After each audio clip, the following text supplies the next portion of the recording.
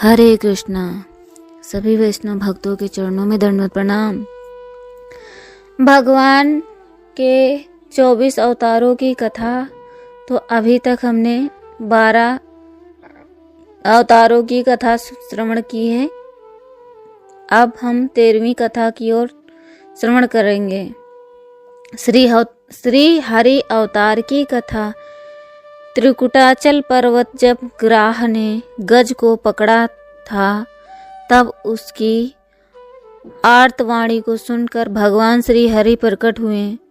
उन्होंने ही ग्रह को मारकर गजेंद्र की रक्षा की तथा लोगों के बड़े बड़े संकट हरण करके श्री हरि यह नाम चरितार्थ किया। कथा इस प्रकार से। क्षीर सागर में त्रिकुट नाम का एक प्रसिद्ध सुंदर एवं श्रेष्ठ पर्वत था।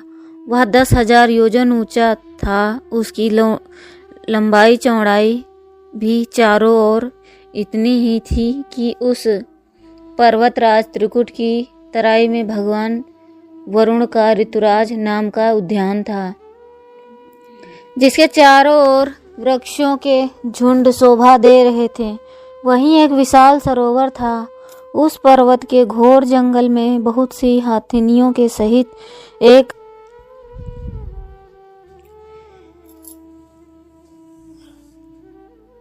जो बड़े बड़े शक्तिशाली हाथियों का सरदार था। एक दिन वह अपनी हाथिनियों के साथ वन को रौंदता हुआ उसी पर्वत पर विचर रहा था।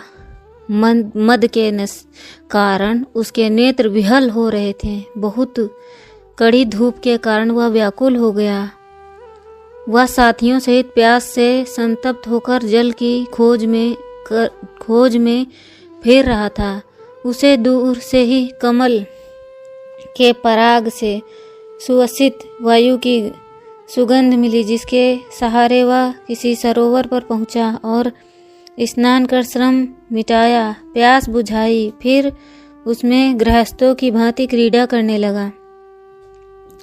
जिस समय वह इतना उन्मत्त हो रहा था, उसी समय एक बलवान ग्राह ने क्रोध में भरकर उसका पैर पकड़ लिया। हाथी और हाथिनियों ने शक्ति भर सहायता की, पर गजेंद्र को बाहर निकालने में असमर्थ हो रहे थे। गजेंद्र और ग्राह अपनी अपनी पूरी शक्ति लगाकर भिड़े हुए थे।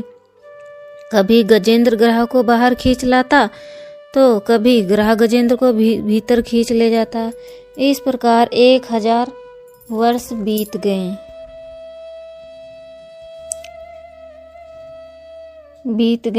अंत में गजेंद्र का उत्साह, बल तथा शक्ति क्षीण हो गई और ग्राह का बल, उत्साह और शक्ति बढ़ गई। गजेंद्र के प्राण संकट में पड़ गए। वह अपने को छुड़ाने में सर्वथा असमर्थ रहा। बहुत देर तक छुड़ाने पर विचार करता हुआ इस निर्णय पर पहुंचा, जब मेरे बराबर वाले हाथी भी मुझे ना छुड़ा सके तो ये बेचारी हाथिनियाँ कब छुड़ा सकती हैं। ग्राह का मुझे ग्रास लेना विधाता की फांसी है। अतएव अब मैं संपूर्ण विश्व के एकमात्र आश्रय परब्रह्म की शरण लेता हूँ, जो प्रचंड काल रूपी सर्प से भयभीत प्राणियों की रक्षा करता है और तथा मृत्यु भी जिसके भय से दौड़ती रहती है।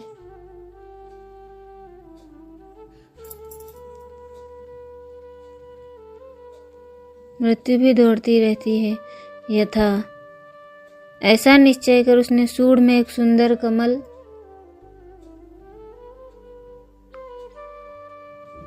कमल का पुष्प लेकर, जो सरोवर में खिला हुआ था, सूंड को ऊपर उठाकर बड़े कष्ट के साथ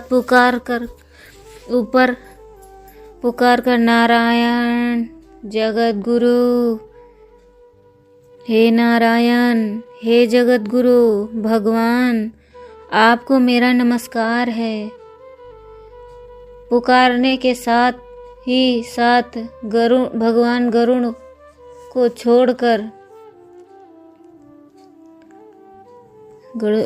छोड़कर तत्काल वहां पहुंचे और दोनों को सरोवर से निकालकर ग्राह का मुख चक्र से फाड़ कर गज को छुड़ा लिया।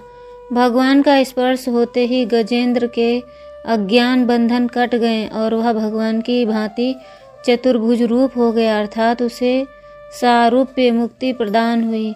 भगवान उसे अपना पार्षद बनाकर अपने साथ ले गए।